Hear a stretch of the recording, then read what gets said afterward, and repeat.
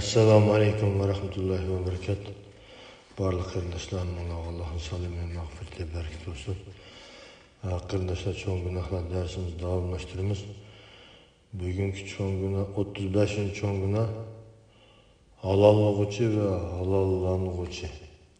Euzubillahimineşşeytanirracim. Bismillahirrahmanirrahim.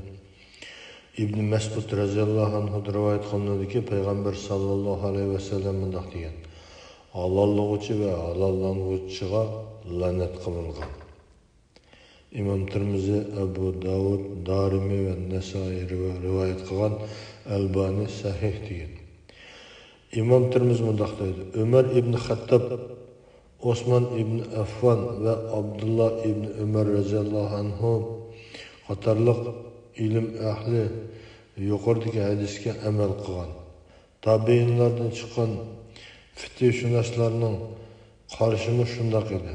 İmam Ahmad ve İmam Nesai o'zlarining kitoblarida bu qarashni rivoyat qilgan. İbn Abbas radıyallahu anhu mundaq deydi: Biri Peygamber sallallahu aleyhi ve sellem'den halallıgıcı haqida so'raganda u durust emas, faqat rıgbat, yani öy tutuş maqsadi bilan qilingan nikoh durust. Hiyli bilan qilingan nikoh durust emas. Allah'ın kitabını masxara qilishga bo'lmaydi. Nikohiga olg'uchi ayol bilan cho'qim bir to'shakda bo'lishi kerak, deb javob berdi. Bu İshaq Juzjani rivoyat qilgan. Uqba ibn Amir radıyallahu anh rivayet kılındı ki Peygamber sallallahu aleyhi ve sellem mındak degan: Ariyatga ilingan teke hakkında sözlep bereymi degan edi. Sahabiler shundoq qilgin ey Allohning payg'ambari dedi. Peygamber sallallahu aleyhi ve sellem o halallıgıcıdır. Allah Teala halallıgıcı ve halallanğıcıga lanet kılıdı dedi. İbn Majah ve Hakim rivayet kılan, Albani Hasan degan. İbn Ömer radıyallahu anhuma'da rivayet kılınışça bir kişi onunla bir ayolni burunqi eriga halal qilib berish uchun nikahimga olsam, halbuki eri meni mundaq qilishga buyurmadi ve niyetimni bilmaydi. Bununla nima deysan degan edi. İbn Ömer radıyallahu anhuma onunla durust bo'lmaydi. Faqat rıgbat bilan qilingan nikoh durust. Ayolni yoqtirib qolsang uy tutsan, yomon ko'rib qolsang qo'yib o'tsan. Biz Peygamber sallallahu aleyhi ve sellem'in zamanında bunu zina deb hisoblaydik dedi. Aysa'nın bu hadisini Tabarani rivayet qilgan bo'lib, sahih hadis. Sahabe ve tabiinlarning bu vaqtdagi qarashlari Asram ve İbni Munzir'den rivayet kılındı ki Ömer ibn Hattab radıyallahu anhu mundaq degan: Mening oldimga halallıgıcı ve halallanğıcı ilib kelinse her ikkisini chiqamma kesa qilaman. Aysa'ni naql qilgan. Ömer radıyallahu anhu 3 talaq qilingan ayolni eriga halal qilib berish haqida so'ralganda o halallıgıcı zina qilgan bo'ladi deb javob berdi.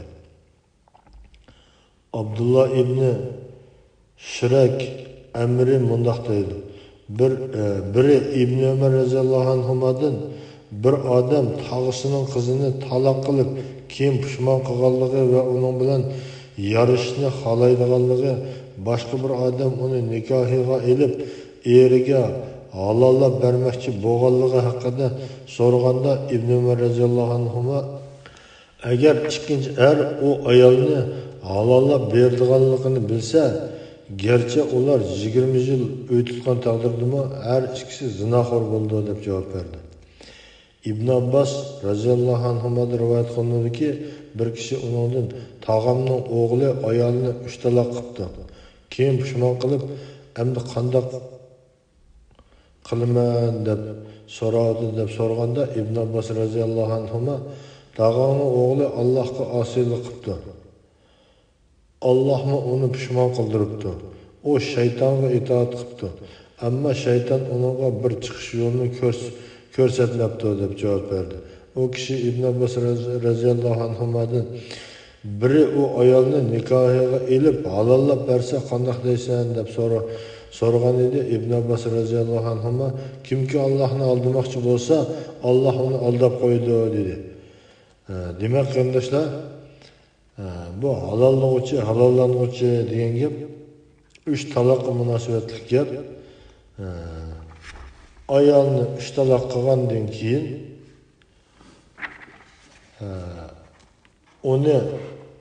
o ayol yana bir boshqa bir erga tegib, yana bir boshqa bir erga haqiqiy chin qalbidan o'y tutadigan bo'lib elib tegishib, keyin ular chiqisholmay qo'yversa, ajrashib ketsa, andan keyin burunqi eri bilan qayta yenish verishga halol bo'ladi. Agar unda bo'lmasa, bu haram bo'ladi. Mayli o ayol bo'lsin, halollanuvchi yoki halollanuvchi degan shu keyingi to'y qilgan ayollar. Ba'zan insonlar yoki og'aylarining 3 taloq qilsa, buni qayta yenishmasi bo'lmaydi degandan og'aylarning yoki urug' tuqqan qarindoshlarniki men nikohimni olib turib, az vaqtdan keyin ajrashib ketsam, yoki uni bilan birga bo'lay yoki birga bo'lmay, az vaqtdan keyin ajrashib ketsam, undan keyin sen qayta olsang bo'ladi yoki uni bildirmay turib ajrashib ketgandan keyin u boshqalar orqali yana qayta yenishmasi bo'ladi deb ashundoq ayollar bilan to'y qilganlar bor. Ya'ni qalbida uni haqiqiy xotin bo'lish emas, faqat ularning uyini qayta asliga keltirib qo'yishga bir turtki bo'lish uchun shundoq bir nikohni o'ydirib chiqarganlar bor. Bu harom. Unda nikoh mavjud emas. Bunda harom ishlar Şialar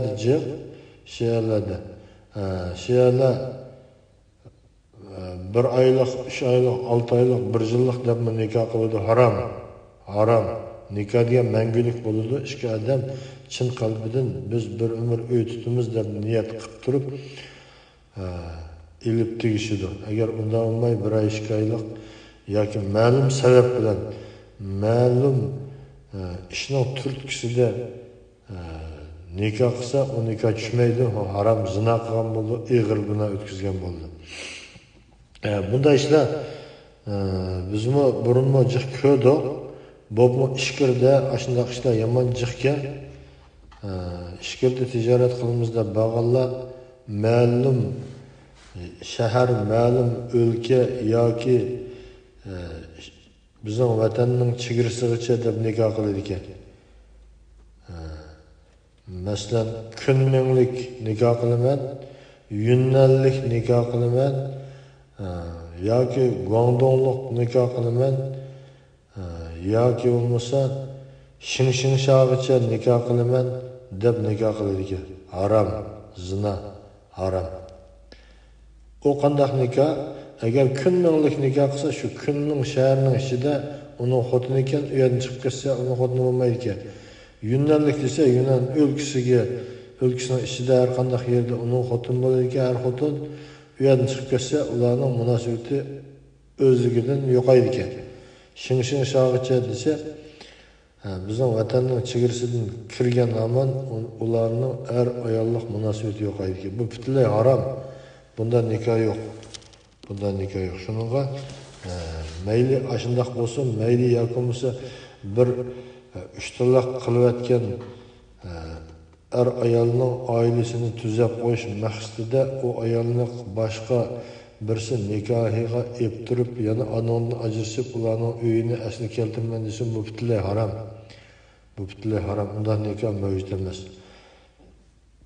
O Allohning oldiga bo'ldi, ig'ir gunoh o'tkazgan bo'ldi. Shuningga bunday ishlardan saqlanish kerak. Bunday ishlarga agar ba'zilar maslahat qolsa yoki shunday ishni anglab qolsa, mayli kim bo'lsin, darhol bunga bu ishning to'g'ri ish emas, zina ishi, ikki tarafdan zinaxo'r bo'ladiganligini yetkazib qo'ysak bo'ladi, qarindoshlar. Derslerimizni Alloh taolo manfaatli qilib bersin.